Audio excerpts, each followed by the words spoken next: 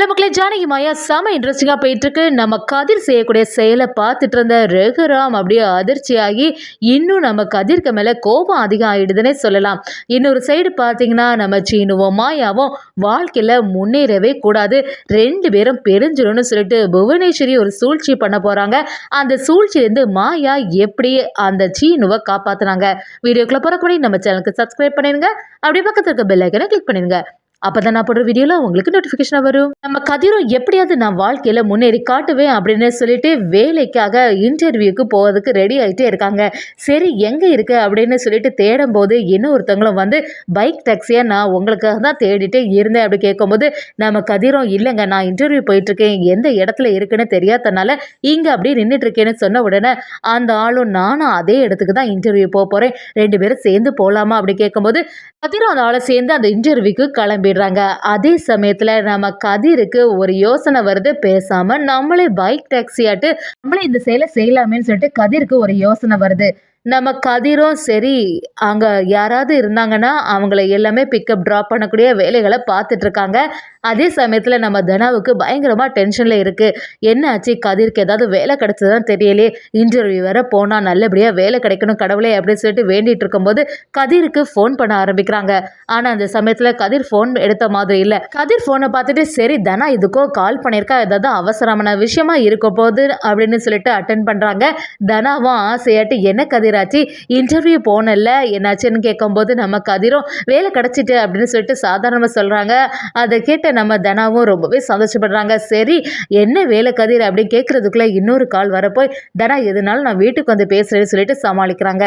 இன்னொரு சைடு பார்த்தீங்கன்னா பார்வதி புவனேஸ்வர் கிட்ட சீனுக்கு ஒரு பெரிய ஆர்டர் கிடச்சிருக்கு, இந்த ஆர்டரை மட்டும் முடிச்சிட்டானா அவனோட கடை வேறு லெவலுக்கு போயிடும் அப்படின்னு சொல்லும்போது புவனேஸ்வரியும் இப்போதைக்கு இந்த நியூஸை நீ எனக்கு சொல்லியிருக்க, நான் கண்டிப்பாக அதை நடத்துறதுக்கே விட மாட்டேன் அப்படின்னு சொல்லிட்டு சொல்ல ஆரம்பிக்கிறாங்க. நம்ம பார்வதியும் நான் உங்களை தான் நம்பியிருக்கேன், இந்த குடும்பத்தில் யாருமே முன்னேறவே கூடாது அப்படிங்கிற ஒரு எண்ணத்தில் இருக்காங்க. புவனேஸ்வரியும் நீயும் அந்த குடும்பத்தில் என்ன எப்போ நடக்குதோ அது எல்லாத்தையுமே எனக்கு சொல்லணும், அப்போ தான் நான் அதுக்கேற்ற ஒரு பிளான் பண்ண முடியும்னு சொல்ல ஆரம்பிக்கிறாங்க.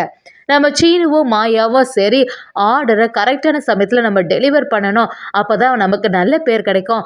அதே சமயத்தில் அந்த டெலிவரி கரெக்டாக ஆகலைன்னா நம்ம அதுக்குள்ளே லாஸ் எல்லாமே நம்ம தான் போட வேண்டியது வரும், அதனால நம்ம எல்லாத்துலேயுமே ஜாக்கிரதையாக இருக்கணும் அப்படின்னு சொல்லிட்டு பேசிட்டு வராங்க. கரெக்டாக நம்ம சீனுவும் மாயாவும் போயிட்டு இருக்கும்போது எதிர்த்தால புவனேஸ்வரி அருந்ததி காரை கொண்டு போய் நிறுத்துறாங்க. நம்ம மாயாவும் இந்த புவனேஸ்வரிக்கு வேற வேலையே இல்லை, எப்போவுமே நம்ம போனாலே அதுக்கு குறுக்காக தான் நிற்பான்னு சொல்லிட்டு புவனேஸ்வரி அருந்ததியை மாயாவை பார்த்து என்ன மாயாச்சின்னு ரொம்ப சந்தோஷமா இருக்கீங்க போல, உங்களுக்கு பெரிய ஆர்டர் கிடைச்சிட்டுன்னு சொல்லிட்டு யோசிக்கிறீங்களா அப்படின்னு கேட்கும்போது நம்ம மாயாவும் எதுக்கு தேவையில்லாம எங்க விஷயத்துல நீ தலையிட்டு இருக்க, ஏற்கனவே நடந்ததெல்லாம் போதாதா அப்படி சொல்ல ஆரம்பிக்கிறாங்க. அருந்ததியும் இனிமே நான் உன்னை சும்மா விட போறதில்ல, எவ்வளவு தைரியம் தான் என்னோட டான்ஸ்குள்ளே நீ மூடுவ, நான் ஏற்கனவே உங்ககிட்ட சொல்லியிருந்தேன் நீ இந்த இடத்த விட்டே போயிடணும், உன்னோட டான்ஸ்குள்ள மூடணும்னு சொல்லிட்டு என்ன வந்து இந்த மாதிரி செய்துட்டல, நான் உன்னை விட்டு வைக்கவே மாட்டேன். அது மட்டும் இல்லாம உன்னோட ஹஸ்பண்ட் சீனுக்கு ஏதோ ஒரு போது ஆர்டர் கிடைச்சிருக்காமே, அது எப்படியும் உங்க கையை விட்டு போற மாதிரி பண்ணிடுவேன்னு சொல்லும்போது நம்ம மாயாவும் ஏற்கனவே என்கிட்ட தோத்து போனது உனக்கு பத்தாதா, எத்தனை வாட்டி தான் இதே செயலை செய்வீங்கன்னு சொல்லிட்டு சத்தம் போட ஆரம்பிக்கிறாங்க. புவனேஸ்வரியும் கரெக்டான சமயத்தில் மட்டும் அந்த டெலிவரி நடக்கலைன்னா எப்படியுமே அதுக்கான பணத்தை எல்லாத்தையுமே நீங்கள் தானே கொடுத்தாகணும், எப்படி இருந்தாலுமே ஏதாவது சூழ்ச்சி பண்ணி அதை நடக்க விட மாட்டேன் அப்படின்னு சொல்லிட்டு நம்ம புவனேஸ்வரி சொல்லும்போது மாயாவும் சீனும் சேர்ந்து உங்களால் ஆக முடிஞ்சதை பாருங்க, எது தடங்கள் வந்தாலுமே கரெக்டாக அந்த டெலிவரி நாங்கள் பண்ண தான் போகிறோம் அப்படின்னு சொல்லிட்டு செம மாதம் நம்ம சீனு மாயா புவனேஸ்வரி எதிர்த்து நிற்கிறாங்க. இன்னொரு சைடு பார்த்தீங்கன்னா வீட்டுக்கு வந்தோடனே நம்ம தனாவும் ஆசையாக இருக்காங்க. கதிர் நீ இன்டர்வியூ போனதில் நல்லபடியாக வேலை கிடச்சது எனக்கு ரொம்பவே சந்தோஷமாக இருக்குடா அப்படின்னு சொல்லும்போது நம்ம கதிர்கிட்ட சரி என்னடா வேலை அப்படின்னு ஆசையாக கேட்கும்போது நம்ம கதிரும் எப்படி இந்த தனா கிட்ட சொல்ல முடியும், அவள் ஏற்கனவே நம்ம ஒரு ஆஃபீஸ் உள்ள மாதிரி உள்ள வேலையை பார்ப்பேன்னு சொல்லிட்டு எதிர்பார்த்துட்டே இருப்பா, அவகிட்ட மட்டும் இப்போ உண்மையை சொன்னால் ரொம்பவே வருத்தப்படுவாளே அப்படின்னு சொல்லிட்டு நம்ம கதிரும் யோசிக்கிறாங்க. ஆனா இந்த உண்மை மட்டும் தனாவுக்கு தெரிய வந்துச்சுன்னா ஃபீல் பண்ணுவான்னு சொல்லிட்டு நம்ம கதிரும் ஆஃபீஸ்ல உள்ள வேலை தான் எல்லாமே அப்படி சொல்லிட்டு சமாளிக்கிறாங்க. நம்ம தனாவும் கூடிய சீக்கிரத்துல நம்ம அப்பா கிட்ட சொன்ன மாதிரியே வாழ்க்கையில முன்னேறி காட்டணும், அதுதான் என்னோட லட்சியம் அப்படி சொல்லிட்டு நம்ம கதிர் கிட்ட சொல்ல ஆரம்பிக்கிறாங்க. கதிரும் நீ எதுக்குமே கவலைப்படாத தனா, நீ உங்க அப்பா கிட்ட சொன்ன மாதிரியே நடக்கும், இன்னும் கொஞ்ச நாள்ல நம்ம ஒரு பெரிய நிலைமைக்கு வந்துடலாம் அப்படி சொல்லி சமாதானப்படுத்துறாங்க. நம்ம தனாவும் இதை தாண்டா நான் நம்பிக்கையா இருக்கேன் அப்படி சொல்ல ஆரம்பிக்கும் போது கதிர் கதிரும், நீ என்னைக்கு என் கூட வந்தியோ அன்னையிலேருந்து நீ கஷ்டப்பட்டுட்டு தான் இருக்க தானே அப்படி சொல்கிறாங்க. தனாவும், உன்கிட்ட இருக்கிறது தாண்டா எனக்கு ரொம்பவே சந்தோஷம், நீ அதை பற்றிலாம் கவலைப்படாத, நம்ம சீக்கிரத்தில் வாழ்க்கையில் முன்னேறிடலாம் அப்படின்னு சொல்லிட்டு 2 பேருமே சமாதானப்படுத்துகிறாங்க.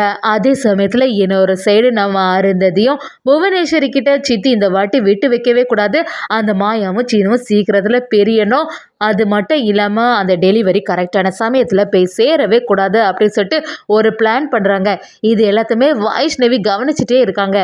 நம்ம சீனுவும் மாயாவும் சரி நம்ம கோவிலில் போய் ஏதாவது ஒரு வேண்டுதல் வைப்போம், இந்த டெலிவரி எல்லாம் கரெக்டாக முடியணும்ல சீனு, அதனால ஆரம்பிக்கிறதுக்கு முன்னாடி கோவிலில் போய் ஆசீர்வாதம் வாங்கலான்னு சொல்லிட்டு மாயாவும் சீனுவும் சேர்ந்து கோவிலுக்கு கிளம்புறாங்க. அந்த இடத்துல ஏதோ ஒரு பிரச்சனை நடக்குது. கவனிச்ச உடனே என்ன மாயா அங்கே ஏதோ சத்தம் கேட்குது, என்னன்னு பார்ப்போம் அப்படின்னு சொல்லிட்டு பார்க்கும்போது அங்கே வைஷ்ணவி நிற்கிறாங்க. வைஷ்ணவியை சுற்றி இருந்தவங்க எல்லாம் சத்தம் போட ஆரம்பிக்கிறாங்க.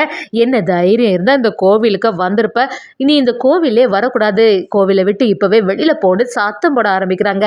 அதை பார்த்துட்டு இருந்த நம்ம மாயாவும் என்னாச்சு அப்படின்னு விசாரிக்கும் போது அந்த ஆட்களும் வைஷ்ணவி அப்படியே தள்ளி விடுறாங்க. இதை பார்த்த மாயா அப்படியே தாங்கி பிடிச்சு, என்னாச்சு, எதுக்காக இப்படி பிரச்சனை பண்ணிட்டு இருக்கீங்க அப்படி கேட்கும்போது, இப்படிப்பட்டவங்க யாருமே இந்த கோவிலுக்குள்ள வரக்கூடாதுன்னு சத்தம் போடும்போது, ஏமா நீங்க இப்படிலாம் சொல்றீங்க, அவங்க என்ன தப்பு பண்ணாங்க, எல்லா மனிதர்களுமே கடவுள் படைச்சவங்க தானே, அவங்கள போய் இப்படிலாம் பண்றது பெரிய தப்பு, அவங்களோட மனசு காயப்படுற மாதிரி இப்படிலாம் செய்யாதுங்கன்னு சொல்லிட்டு வைஷ்ணவிக்கு ஆதரவா நம்ம மாயாவும் பேச ஆரம்பிக்கிறாங்க. அதை பார்த்துட்டு இருந்த வைஷ்ணவியும் நம்ம மாயா கிட்ட வந்து, ரொம்பவே நன்றி மாயாமா, நீங்கள் வந்து எவ்வளோ பெரிய மனசு உள்ளவங்க, உங்களுக்கு எதிரியாக இருந்த பிறகுமே எங்களுக்கு எவ்வளோ பெரிய ஹெல்ப் பண்ணியிருக்கீங்க ஏன் அப்படின்னு சொல்லிட்டு ரொம்ப ஃபீல் பண்ணி அழ ஆரம்பிக்கிறாங்க. மாயாவும் சரி நீங்கள் எதை பற்றியும் கவலைப்படாதுங்க, சாமி கும்பிடுங்க அப்படின்னு சொல்லிட்டு சமாதானப்படுத்துகிறாங்க. வைஷ்ணவிக்கும் மாயா எவ்வளோ பெரிய நல்ல உள்ளம் கொண்டவங்களா இருக்காங்க, இப்படிப்பட்டவங்களுக்கு இந்த அருந்ததி இவ்வளோ பெரிய துரோகம் பண்ண போகிறாளே, எப்படியாவது இந்த துரோகத்துலேருந்து மாயாவை காப்பாற்றணும் அப்படிங்கிற ஒரு எண்ணம் அவங்களுக்கு வருதுன்னே சொல்லலாம். அதே சமயத்தில் நம்ம சீனுவும் மாயாவும் சரி நம்ம வந்து கண்டிப்பாக இந்த ஆர்டர் நல்லபடியாக முடியணும் அப்படின்னு சொல்லிட்டு கடவுளை வேண்டுறாங்க. அதே சமயத்தில் ஆசீர்வாதம் வாங்கிட்டு அந்த இடத்துலேருந்து கிளம்புறாங்க. நம்ம ஜானகியும் மாயா கிட்ட வந்து, சரி மாயா என்னாச்சு, சீனோட ஆர்டர்லாம் நல்லபடியாக போகுதில்ல அப்படி கேட்கும்போது, ஆமாம் பெரியம்மா இன்னும் நல்லபடியாக இருக்குது, கரெக்டான சமயத்தில் மட்டும் டெலிவர் பண்ணணும் அவ்வளோதான் அப்படின்னு சொன்ன உடனே நம்ம ஜானகியும், நீங்கள் எதுனாலுமே சிறப்பாகவே பண்ணுவீங்க அப்படின்னு எனக்கு நம்பிக்கை இருக்கு அப்படின்னு சொல்லிட்டு சொல்ல ஆரம்பிக்கிறாங்க. அதே சமயத்தில் இன்னொரு சைடு பார்த்தீங்கன்னா நம்ம கதிர் பண்ணக்கூடிய வேலை எல்லாத்தையுமே ரகுராம் ஒரு கட்டத்தில் கவனிக்கிறாங்க. எதுக்கு கதிர் இவங்கள எல்லாம் இப்படி பைக்கில் கூட்டிகிட்டு போகிறான்னு தெரிய மாட்டேங்குதுன்னு ஒரு சந்தேகமும் நம்ம ரகுராமுக்கு வருது. சிவராமனும் ரகுராம் கிட்ட, கதிர் ரொம்பவே நல்லவன், அவன் எது பண்ணாலுமே நல்லதை தான் பண்ணுவான், எந்த பிரச்சனையும் இருக்காது அப்படின்னு சொல்லும்போது நம்ம ரகுராமும், தனா மட்டும் நான் சொன்ன மாதிரி ஏதாவது ஒரு குடும்பத்துல போயிருந்தானா இந்த நிலைமை அவளுக்கு வந்திருக்கவே சேராது, எவ்வளவு சொன்னாலுமே அவ கேட்க மாட்டேங்கிறா அப்படின்னு சொல்லிட்டு ரொம்பவே ஃபீல் பண்ண ஆரம்பிக்கிறாங்க. ஒரு கட்டத்துல நம்ம கதிரோட வேலையை பார்த்த ரகுராம் அவங்க மேல இன்னும் கொஞ்சம் கோபப்பட ஆரம்பிக்கிறாங்கன்னே சொல்லலாம்.